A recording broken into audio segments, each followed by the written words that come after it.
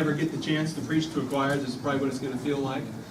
I just want you to know that, can't hear me, sir? I hate holding microphones. I don't mind telling you that. Okay, so I want you all to know that I count this as an extreme privilege to stand before you here tonight. We are kindred spirits, and so the chance that I have to stand before you to take up a little bit of your time, I don't take that lightly, believe me. I do count it as a great privilege, so thank you for letting me come tonight. I wanted to just introduce myself to you, since not many of you know who I am, but I am running against Randy for the 94th District State Representative seat that Jill has announced that she won't seek re-election for. That's the beautiful part about our country, is that we can run, we can have elections, and we can have races, and so that's a good thing. I think we will all agree about that. The chance to have races is a great thing.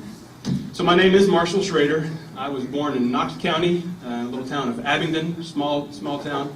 My folks still live nearby there, and I didn't actually ever get very far. I live about 20 miles west from the house that I grew up in. I live in Warren County now, which is in the 94th District, as it turns out.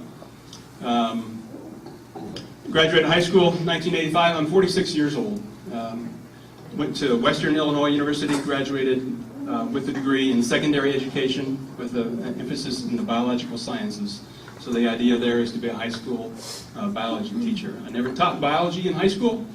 I immediately started working in my father's business. My father is a consulting civil engineer and a land surveyor. So I immediately started working in the family business and went back to school right away, started working on my prerequisites for a civil engineering degree. My wife and I married my high school sweetheart. We had a couple of kids, sold lock, stock, and barrel, and went back to college at Southern Illinois University in Carbondale. I got an civil engineering degree from Southern, and then I worked for several years in my father's firm. I'm a licensed land surveyor in the state of Illinois. Since 2000, I've been at the Galesburg Sanitary District. I am the Director of Engineering and Maintenance. In Galesburg, Galesburg has a sanitary district. All we do is take care of the sewers in Galesburg. So we're a separate municipal entity. We collect property taxes and user fees, but all we do is focus and take care of the sanitary sewers. I'm in charge of all the sewers in Galesburg. Excuse me, we have 160 miles of sewer. My crew is responsible for getting it to the treatment plant. There's someone else who takes care of it at the treatment plant once it gets there. Small crew, great guys. It's a good job, and the sanitary district is a good way to handle sanitary sewer. I would note I've been informed that Quincy has its share of sanitary sewer issues, and we've experienced some of those same things, but I think we have a pretty good handle on the solution to some of those problems. My wife sends her regrets. She's not able to be here tonight, but I got to tell you, I absolutely love my wife. I'm more than happy to stand before you and tell you that I married a great woman, and she stands beside me, and she is definitely my best friend and my confidant, and I couldn't be happier, so I hope that you all get the chance to meet her. The foundation for our lives, though, make no bones about it, is the Bible. We stand firmly on the Word of God, and that's the lens through which we view life. And so everything that we do, that's our worldview is based on the words of Scripture. We have 3 great kids. Our oldest son, Preston, was married this past summer. He's a graduate student at the University of Illinois. He's a crop science major. He'll graduate in May. Our daughter in the middle, Catherine, or Katie, is a senior at Olivet Nazarene University up in Kankakee. Our youngest son, Christian, is a sophomore also at Olivet Nazarene. My wife stayed home to raise kids all the while. She was also an education major, so she taught school for 1 year, and we had a little one, and she decided that just wasn't going to work to leave her kids at home. So we were a one-income family all along. We made a lot of sacrifices to do that, but that's something that we would never trade, the chance for her to be home and to raise our kids.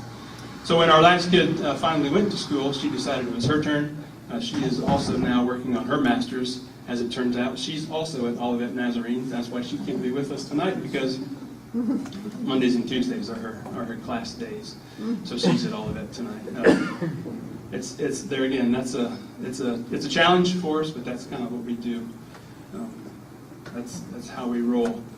So the question, I guess, that maybe comes up, I tell my friends, hey, I'm going to run for this open state representative seat, and then my answer to the next question is, no, I'm not crazy.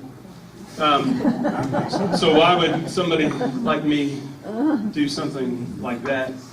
But I guess what I want you to know about me, maybe the one thing, if you take anything away about me tonight, is that I'm really just like you. I'm a normal guy. You know what? I mean, I work at a job. I work with my guys. If there's nothing that I ask my guys to do that I'm not willing to do, I have a pair of steel-toed boots in my closet at the office. So I'll lace on the steel-toed boots and the safety glasses, and I'll be down in the hole with them. What I do, what my family, my wife, what we do is we work hard. And you're not going to have to raise your hands now, but you know, there's no one in this room that doesn't know that our state of Illinois is screwed up. I mean, we're in a mess the way it is right now. We all agreed on that. I agree with you completely. Our state is screwed up. And so I guess for me, I look at it as I have two options. I can sit on the sideline, I can be bitter, I can complain, or I can put myself forward and say, what can I do to maybe try to help to make it better? And I've never been one that's been satisfied to sit on the sideline. I'm at a unique kind of a position here with my family. My kids are gone, so I have time. This is not anything that I would have been able to do when my kids were at home. I would have been unwilling to do that. I wasn't willing to do that. I think, you know, I've been blessed in my life. We all have. You know, we live in the greatest country in the world. We live in a great state. For crying out loud, Illinois is a great state. We have a lot. I mean, God bless them. Chicago is a good town. I mean, there's some screwed up people there, but Chicago is, I mean, that is a jewel of our state. I mean, it is. And we live in, you know, down here where people are just real, you know. I mean, if my car won't start tonight, one of you people are going to help me get it started so I can get home. You know, that's the culture that we live in here in Western Illinois. And so I can't abide just standing by and doing nothing. And so because of those blessings that I've been given, the opportunities that I've been afforded, I think I'm responsible to give something back, or to at least try to give something back. Quite honestly, I think I've been prepared, uniquely, maybe, for this opportunity. I won't say I'm the sharpest tool in the shed, but they don't give away engineering degrees, you know, for skipping classes. You know, I'm a fairly sharp guy. I'm not trying to toot my own horn, but it takes intelligent people, you know, to work towards making things better. My natural bent.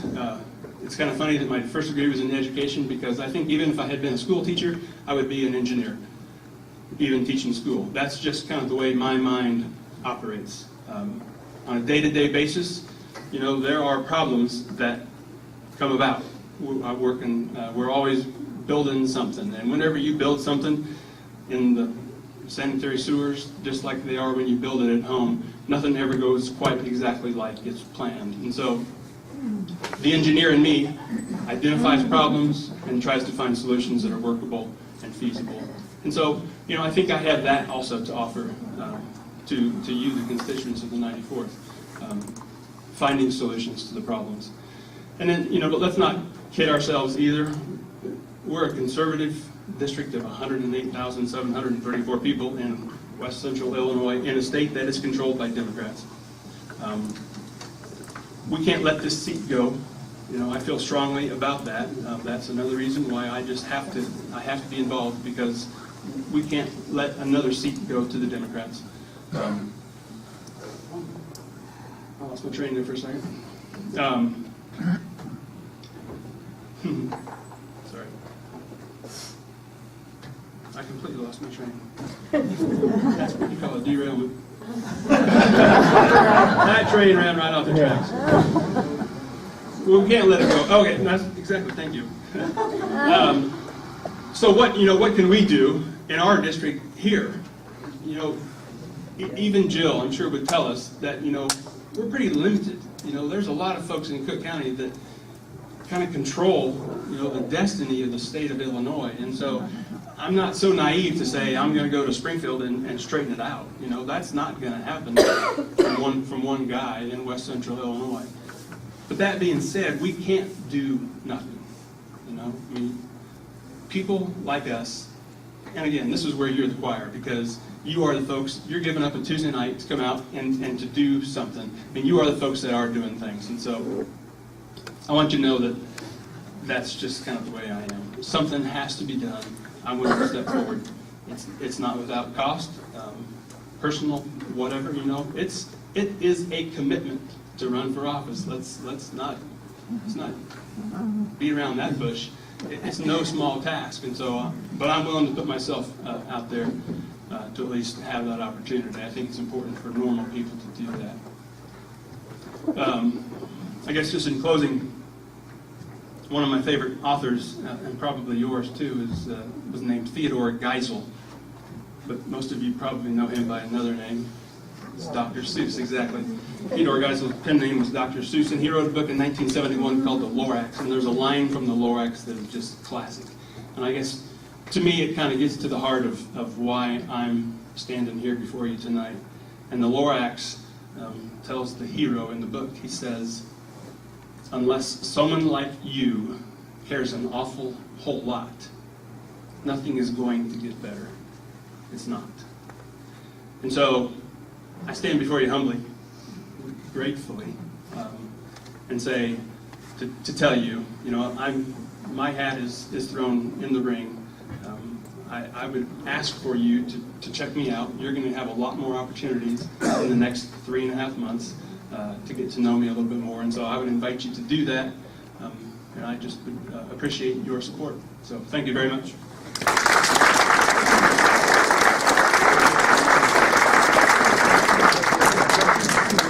Oh, sorry, yeah. Nope, absolutely. Anyone have any questions? I would be more than happy to try to answer any questions you might have for me. Ma'am. What are your thoughts on the pension crisis in Illinois? I just had to check my phone when I got here because when I left, it hadn't yet passed, and now it has. The thing that absolutely, two things about this pension bill that just blow my mind. Number one, the judge's pension isn't a part of this bill, as I understand it, unless it changed. There are the 5 parts of the pensions. There are 5 public pensions in Illinois that are causing the problems. One of them is a judge's pension system, and it's not a part of this solution, which to me reeks of Chicago and favors and paybacks. To me, the guys that work for me work for AFSCME. Okay, we're a part of the Illinois Municipal Retirement Fund, which is funded, and it's 80% funded. And thankfully, Springfield can't get its hands on IMRF money, or else they haven't figured out a way to do that yet. But Governor Quinn, before the last election, promised raises to AFSCME. The whole idea of the judge's pension not being a part of this bill it just smells. And I work in the sewers, and when things smell bad, sometimes there's bad things to it. The other thing that it just baffles my mind is the General Assembly pension system or retirement system. As a legislator, when you retire, if you're fully vested, you get 85% of your income on the last day that you worked for the rest of your life with guaranteed 3% cost of living adjustments. That system is quickly coming to the point where there's more people retired than there are working. It's 17% funded. It's a mess. There's no question. Does something have to be done? Absolutely.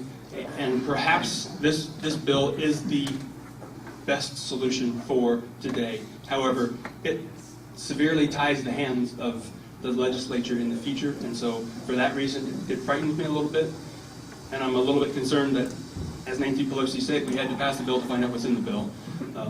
That concerns me a little bit because I think there will probably be some surprises as we move forward. It's a mess.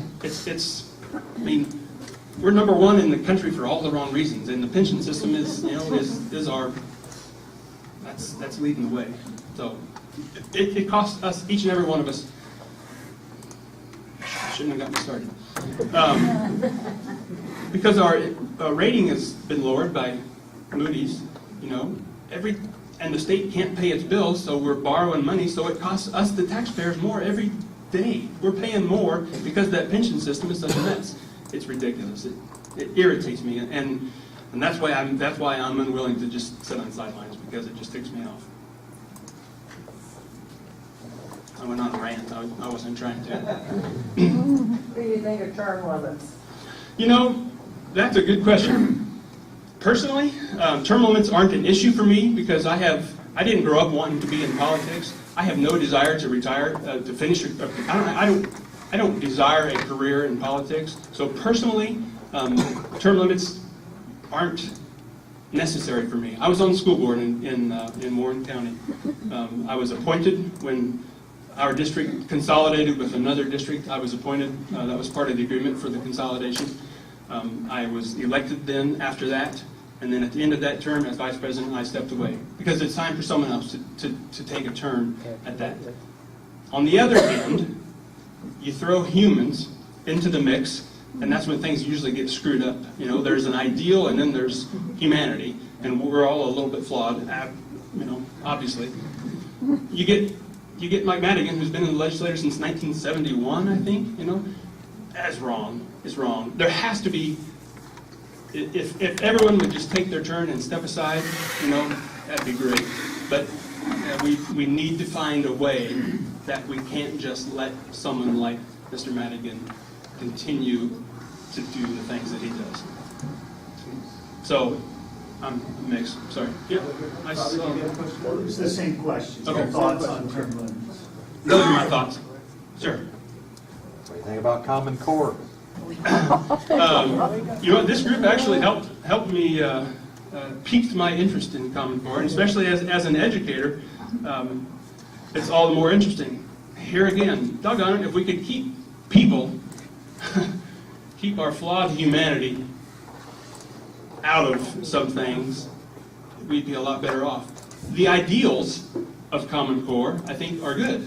But then guess what? We get government involved, and maybe it's just me, but I look at things like the Affordable Care Act, and when we get the government too heavily involved in things that the government shouldn't be involved in, I think things get off track.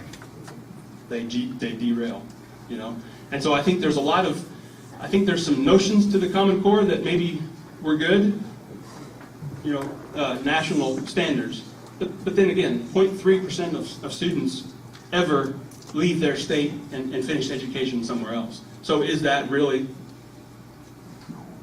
the highest and best goal of Common Core? Is that really, what it's all about? Or, I hate to be cynical, but, is it just an intrusion of the government into our personal lives? And I just don't trust it. I just don't trust the human part of the government very much sometimes, but I can be cynical. So would you vote if you had a choice? Well, I think Darren LaHood, state senator, has introduced legislation to put the brakes on Common Core in Illinois, and I think that's wise. I don't think Common Core is something that we can pass the bill to find out what's in it. I think that's something that we need to know for sure what's in it before we get too far down that road. Absolutely. You realize the state signed on to it before they knew already. Right. Most of the states did, and now some states are starting to pull out. Right. See, the light at the end of the tunnel is an oncoming train. Right.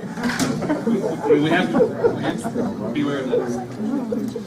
Sir. Yeah, I was sitting watching the Brett Baer report tonight, and I was innocent, and George Will was on there along with Charles Krauthammer, two of my favorite conservative thinkers.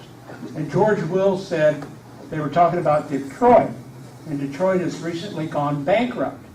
And George Will said there is a provision in the law for bankruptcy of municipalities, but there is no provision in law for the bankruptcy of a state. And he said what will be interesting is what will happen in Illinois, because Illinois is in the worst shape of any state in the United States. And my assumption is that you plan to take a responsible position on some of this stuff when and if you're in the legislature. That's absolutely correct. Okay. Here again, what can one guy, Randy or I, at this point in the primary, we're talking about Randy and myself. What can one of us do? Not a whole lot, except for speak loudly. I mean, the Illinois legislature at least does give guys like he and myself a bully pulpit. At least we can ask the questions that the rest of us, average everyday people won't necessarily get answers to. And I think that's important. It's important, and it's important to be able to bear the brunt of the powers that be, to speak loudly and say the emperor, which is Springfield in our case, isn't wearing any clothes. That emperor, that's not going to be a popular message for the emperor. It's not now. And it's going to take a firm conviction and a pretty solid spine to be that burr under the saddle. I have a follow-up question. I know what team Randy supports. I know that very clearly from some discussions we've had. I just want to know what you're going to do to bring the World Series to the Chicago Cubs. Right, Randy? Now you're asking for miracles. Well, In full confession, I should probably tell you now that I'm a diehard Packers fan. oh, okay. Anything else? Sorry. What's your position on the Democratic side on the proposal of their progressive graduated income tax? Your taxes were raised in 2011, 67% personal income tax, with the notion that it would sunset at the beginning of 2014 and go back down to 3.75. Since that time, the Illinois revenue has increased by $20 billion. There's $20 billion more than there was when that tax increase went into effect. However, your state is in more debt now than it was then. We don't have a taxing problem. We have a spending problem. And I don't think there's...